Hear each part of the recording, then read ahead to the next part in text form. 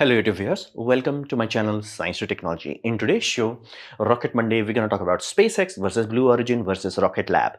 So let's dive deep into it. This is an update of 2025 Q1. So at this point in time, what's happening globally, so to say? So first is space race is getting very intense. Basically, it's reaching a point where it's no longer in public, but it is actually on balance sheet of companies.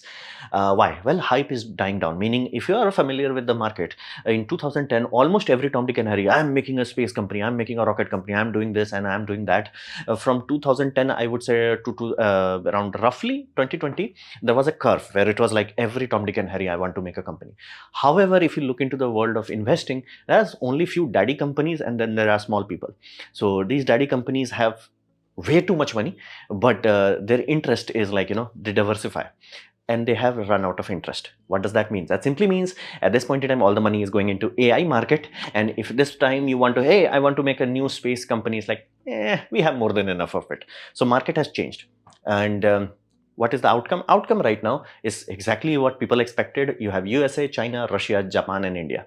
And what does that mean? That simply means if you look into the total launches of 2024, USA is 145 launches, China is 66 launches, Russia is 17 launches, and Japan and India both had like same launches, 5 launches, and then you have Iran for one extra country that has 3 launches. So you get that point. Like this pie graph kind of gives you the idea that quote unquote we have almost 200 countries on this earth, quote unquote high-tech nations, the first world countries we have a lot of, but realistically when it comes to space it's like lol. So yeah.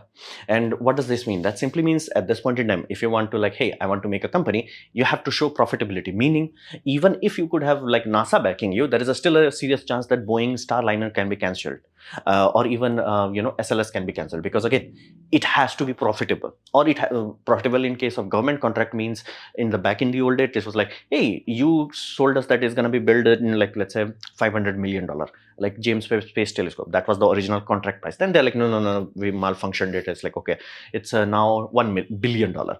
It costed $10 billion. Now, back in the days, that was acceptable. Now it's not acceptable. So you're like, hey, this should be $500 million per launch, and SLS is now projected to be around $2 billion or maybe even $3 billion per launch. Yeah, then it will be cancelled. So market is completely different now, and 2024 has wrapped up and it's almost exactly what people expected. So things are becoming very intense. In this market, if you want to launch a satellite system, you have to be like, hey, I am making a thing, I'm actually profitable. So like governments are like pulling back worldwide. So let's look in the big daddy one, SpaceX. Now, SpaceX have one good news that started to happen recently, is their Starlink is cash positive. What does that mean? That simply means if they look at the expenses, let's say expenses is $100 million, their revenue is $150 million, that means they are cash positive by 50 million. Does that mean that the whole corporation is profitable? No. Why not? Well, I'm pretty sure a very large portion of that profit is going into the interest and all the loan they have occurred. So just because something is cash positive does not mean they have like, they're done. Like, they're done. They're like fully sorted the money now. Not there yet. But again, having cash positive flow, it's a really good situation to be in. Again, company goes through that money burning period, cash positive, then to be actual profitable. So Starlink has crossed the point of where it's like far more viable, it's far more cash positive. So now they are saying that this will be a big puppy. People are trusting it. So that's there. Now, another point you have to understand, while everybody's like, oh, only Starlink launches are happening. Yes and no. If you remove all the Starlink launches in 2024, they had 45 non-Starlink launches. That is not significant, that is magnificent. Like if you compare one rocket that has launched that much, not even China has something like, oh, we have launched that many of one, and that is Falcon 9. So this is very significant thing that Falcon 9 can do this. And 132 launches for Falcon 9. Now, Falcon Heavy is just a like niche case scenario. It's like, Audi makes their money from like low end cars, and then they make Audi R8 just to flex. So Falcon 9 Heavy or Falcon Heavy is just that flexing vehicle. Sometimes they will like, we need the Delta V. It's like, yeah, launch it in Falcon Heavy. It's like, we need just extra oomph. We have Falcon Heavy. Most of the time, Falcon 9, we good. So there. At this point in time, all the money that is coming from SpaceX, all the money coming from Starlink, where the heck it's being funneled to? It's being funneled into these boom events, which we call Starship. Now, as of now, Starship has a lot of issue. Now, who are we to judge? Well, people judge companies based on their own claims. Meaning, if I come to you and it's like, okay, I'm gonna make this product in, let's say, 1 year, you're gonna ask me after 1 year. It's like, what the hell happened? So if some company comes in, let's say other rocket companies, like in 10 years we're gonna give you delivery, you're gonna come after 10 years. Elon Musk opens his mouth, is like, we're gonna land on Mars by 2020. It's like, that was long ago at this point in time. So you see the paradox and problem. Elon Musk opens his mouth, is like, we're gonna be ready for Artemis mission. Artemis mission timeline came and went. Then people are like, what the hell, bro? So that's the problem. Starship is having genuine problem because of the claims and because of the money that they are taking from Artemis. And again, they do have investments. It's called gray investment, like secondary sort of system, not open public market. But they do have people they have to answer to. So money is coming in, that's good. That means people are not abandoning ship yet, but they have to, like, showcase, because again, their claims, if they had claimed in like 10 years, we're going to have this puppy ready, it's one thing. People will ask in 11 years. If they said like, we're going to have this ready in 4 years and then take 10 years, that's a different ball game. Many people could lose confidence because again, people judge by your claims. If you claim 2 years, get it done by 3. If you claim 10 years, get it done by 11. If you claim 4 and then take 8, that's the difficult part. And why they are in such an awkward situation? Well, simply because they are not reaching orbit. Every company, whenever they make a new rocket, the first target is get payload into orbit. They're getting everything done other than that part. It's like, what if we have booster recovery? It's like, yeah, that's secondary. What if we catch the booster? Again, secondary. What if we had reusability? Again, secondary. You haven't reached orbit reliably. Your rocket, first time it went boom, and again, this boom has issues because it pisses off air traffic controllers. And you're like, no, they have a planning and all that. Yeah, they have planning. It's called wasting money. This is like, oh, they have insurance. Insurance is not free. You have to pay premium. And again, because of the corridor and how much of an impact point it makes, so many international flight gets affected. Now, again, it's one thing to happens like once in the blue moon. It's a very big deal. If it starts to happen 5-6 times a year, people will get pissed off, and people have power. Trust me, you would be shocked how, and I do not mean people like you and me, people who control this sort of skies. So fundamentally, they have to improve. They cannot just go boom, boom, boom whenever they want. And especially if the boom, boom is affecting air traffic control worldwide and international flight. Yeah, that's a thing that again, once in a blue moon, things happen. If it becomes a regular thing, that has penalty. So if they must improve, what does that mean? That simply means get things into orbit safely, and then again burn up if you went to, but again, burn up reliably. Do not go kaboom and then burn up. Just like come down, crash into the ocean, nobody will care. Again, that's what we do most of the rocket anyway. So they have to improve. Again, 8 launches, nothing into orbit reliably, starting to doubt. And timeline, again, Artemis timeline is a lull. So flat out, SpaceX is not in as healthy position as people think. Even if they have 2 cash cows, they could be burning more than we are. So unless you have the bank balance of what's exactly going on inside SpaceX, we do not know how good or bad the situation is. But from our overall point of view, they have to improve. Like, they could burn all the goodwill the Falcon 9 earned very quickly if this puppy never succeeds. So SpaceX is not in a very chill state. Now we come to the deep pocket guy, Blue Origin. Now, it is behind schedule. Like, the company should be named behind schedule. This company started in 2000. It's older than SpaceX. And again, people do expect like a little bit back and forth. It's like, dude, you're not even in the race. That's how behind schedule it is. However, that being said, 2024 was a good year for them because BE4 became an engine. It actually launched. It reached orbit 3 times, meaning it was on a rocket that actually went to orbit, deployed stuff into orbit 3 times. That is significant. That means not only they are just like, okay, we are doing things. No, we have done things. Have done. That's a past tense. That's a good thing. Having 2 ULA launches and 1 Blue Origin, with all of them reaching orbit, that's a good thing. That means, again, Jeff Bezos is big enough where it's like, bro, my pocket is good enough. But on top of that, other people who are in helping him is like, yeah, I can see you. You're late, but I can see you. And again, having this caliber engine, only few nations can even claim to have something like that. And he has something working that is going to orbit. That is good. Now, the odd part is once they had the first successful launch, they fired 10% of the staff in February 2025. And this could be good or bad. Now, like how it can be good? Well, here's the deal. Not all the employees of the company have same utility to the company as everyone else. Because again, there will be some people, you may have a scenario like a rocket factory is so huge, you may have hired, let's say 100 person who's cleaning it. Then like, yeah, 100 is too much. Let's just use basically small bots and then have few people managing it. If you are firing that sort of scenarios, like 75 people are now let go, that's not bad. That's actually improves your efficiency.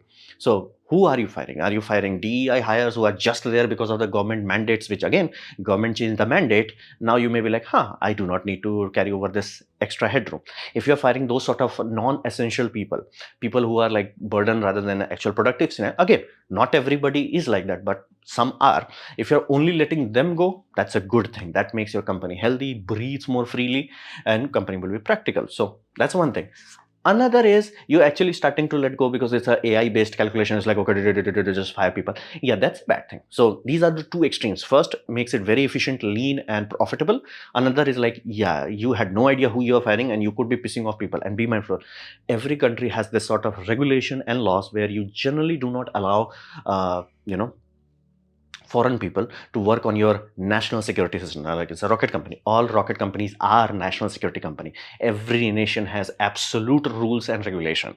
Basically, even if you are foreign migrant who is studying rocket companies, you are on a list. Trust me, you are on a list where people are looking at you. What are you doing? Because trust me, it's a ITAR regulation is just American popular one we know, but every country has something like that. So if you keep pissing off people in a space company, there is not that big of a pool. And SpaceX is really notorious for how quickly they burn people out. But here's the deal, they have the glory part. They do not have the glory part. Whereas like, yeah, you have money, but you do not have glory. So, and then they keep burning the bridges, it could be bad. So this is the worst case scenario. But the best case scenario, we do not know what exactly happened. So unless you have that exact data point, we do not know. But again, it does show like some sloppiness. Another aspect is they must improve basically hardware production rate and ramp up production. What does that mean? That simply means before 2025 is out, ideally they should have at least few more launches, hopefully successful landing also, because without it, this company is literally reaching point they have to downsample to we are just an engine manufacturer. They cannot maintain a rocket. Again, Jeff Bezos do have deep pocket, but there is a law against that, where it's like if other companies are trying to become profitable, because again they do not have infinite money like Jeff Bezos, they can file anti-competitive claims. And yes, there is a good reason exactly for this reason. So they have to reach a point where it's like, no, we are just not burning Jeff Bezos money, we are actually profitable. So that's the whole point. Now, they have good engine, that's the good part, but too slow in hardware. That has to be fixed. Meaning this year or year after that, they have to get things under control. They cannot be like, we're going to take another 25 years. Yeah, that's not going to be as easy as possible. So fundamentally, it's very hard for them to survive at this point in time. But let that be very clear, Jeff Bezos have deep pocket. And another aspect of Jeff Bezos' pocket is a very stable pocket. If you compare Elon Musk's pocket, is like Jeff Bezos' pocket, slow and steady, slow and steady, slow and steady. So Jeff Bezos is solid, but again, there are laws to protect it. Like you're not supposed to be able to build a company and just launch product in the market that does not make profit, because again, it will kill every other company that is not backed by Jeff Bezos. So Blue Origin is in that kind of awkward state. They have to fix it. They have to. Ideally, 5 launches. Can they do that? My money is on nope. My money at the best case scenario is 3 launches in 2025. Maybe 1 successful landing. Maybe. So, but again, Jeff Bezos is rich. Like people have no idea how rich he is. He's like, me rich, bro. Like me rich. Now we come to the healthy player, Rocket Lab. Now Rocket Lab did 16 launches and 100% success rate. Now, is that significant? Let that be very clear. If I remove SpaceX, that is magnificent. That's like, damn. So this is huge. That there was a small company, was not backed up by like GG money, like actually raised money, actually made a company, actually made it profitable. And that is like, damn. And without that cult personality of Elon Musk, that's like, damn. So this company is slow, methodic, steady approach and growth targets, which they are meeting. So it's like, damn, they're the only company that is like, yeah, 1 launches a month for 1 rocket model. It's like, bro, we good, we got that. So any number above 12 in a year, that is good.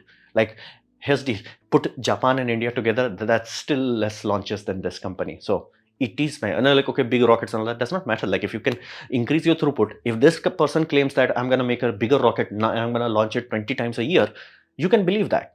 You can't believe some other nations is like, we're going to launch many times. It's like, bro, whole years you are barely launching 3 or 4 launches. It's like, yeah, no. So this is the very thing. What about the second generation engine, which is actually a rocket engine rather than battery powered engine? Archimedes engine, which is a quote unquote actual rocket engine in the same caliber as a BE4 and Raptor. Now I know people are like, Raptor is very powerful. Does not matter. It does not reach orbit. BE4 reached orbit, and this again, the design philosophy of this is very calm, very methodic, where it's like we are not like balls to the walls. It's like, let's relax, let's launch it, let's make sure it does not require too much. Oh, this engine is bricked. The only reason we can even afford it is because we are making one per day. So Archimedes, the design philosophy is completely diverse. And again, it's in between what SpaceX is doing and Blue Origin is doing. It's like, let's not push it too much and let's not be hyper conservative. So Archimedes engine is hilariously almost on schedule. So that's a good thing. Now Neutron will have ocean-based landing, which again is one of the weirdest thing I have seen, because again, they do have the advantage that they know how Falcon 9 works and what part burns money. The biggest money burner that you do not think about is the sea asset. Sea asset has multiple penalties. One penalty that you cannot do anything about is time. Temporal penalty, meaning if you have land base, you launch the rocket comes back, barely 30-minute deal, end, go home. After 30 minutes, you know whether the rocket worked or not, the rocket returned safely or not, the rocket is recovered or not. If when you have sea landing, you have to wait at 9, and then it's like, it lands. Did it land properly? Okay. Can you recover it properly? Because many times that this happen where ocean is naughty that day and your rocket return either has to be delayed, or you come back, rocket has landed, but rocket tipped over. That's not, and again, you have to pay so much money for sea asset.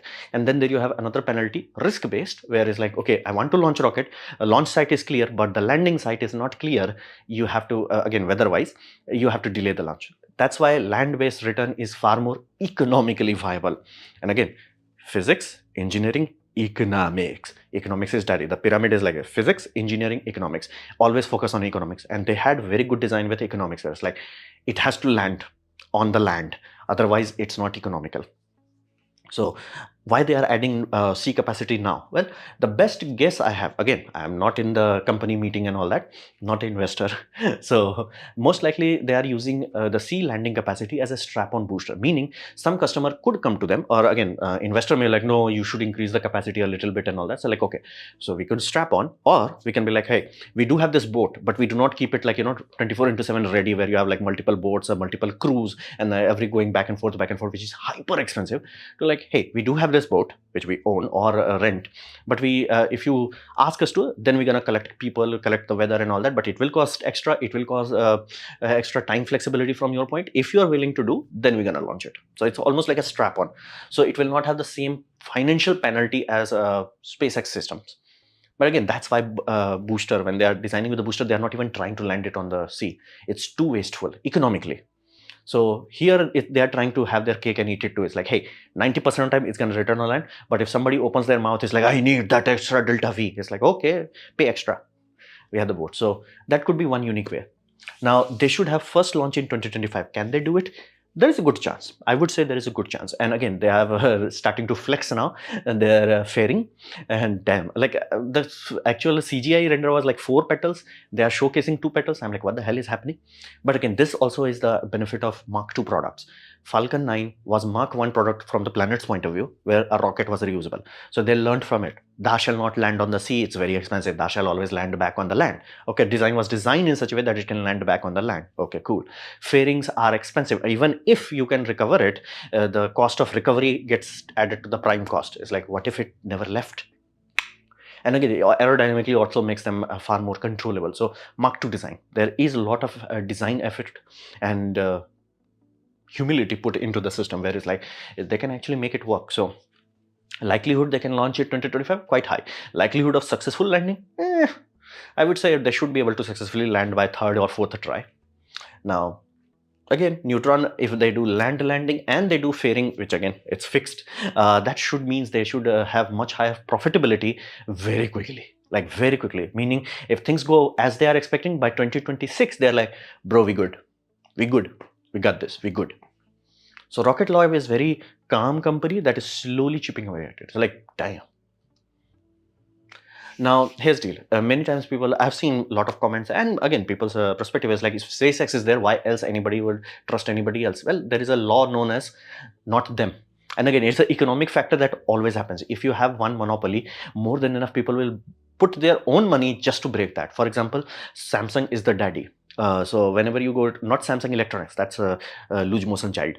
When you look into Samsung Semiconductor, that's daddy. That's like damn daddy. That daddy is so big daddy that they actually pay. They basically get paid from Apple for their display, for their memory chips, for their RAM chips. So yeah. So here's it. Apple realized that penalty where if you wanted high resolution OLED, you had to go to Samsung. Like LG could make amazing OLEDs, but TV size, like this size LG, I got this, I'm daddy. Go into miniature, Samsung is like, AMOLED baby, don't even try. So Samsung was there. Apple burned $3 billion just so LG could become a competitor, and it did not pay out. So let that be very clear, people do burn money for this, not them technology. And many requirements are there, like sometimes it could be actual official requirement of your contract where it's like you cannot use SpaceX for whatever reason, but there are scenarios where this is legal and viable and necessary. So yes, SpaceX is the king, but again, more than enough people, more than enough economic reasons exist other company to try. So you cannot give up. It's like, oh, SpaceX, no, there's more than enough room, not them. And another aspect, that's the local things that are happening inside USA. What about the worldwide? What about China? What about India? In those sort of scenario, national security asset will never go away. Let that be very clear. So India, no matter how expensive our this small satellite launch vehicle is, we have super amazing naming convention. What is this rocket? It's called SSLV, Small Satellite Launch Vehicle. Done, go home. Awesome naming. And China is also building it. So not building this rocket, they're building a reusable Falcon 9. So why? Well, they cannot go to, hey, this is our spy satellite that spies on you, launch it from your rocket. It's like, yeah, no.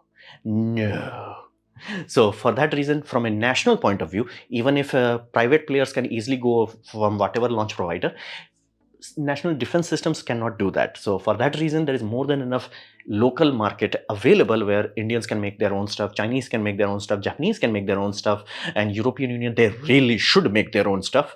So there's a lot of opportunity. However, cost, even if its cost is not cheap, but what does that mean? That simply means you're not gonna be like, I'm gonna do 40 launches, or heck, I'm gonna do 16 launches in a year. Yeah, no.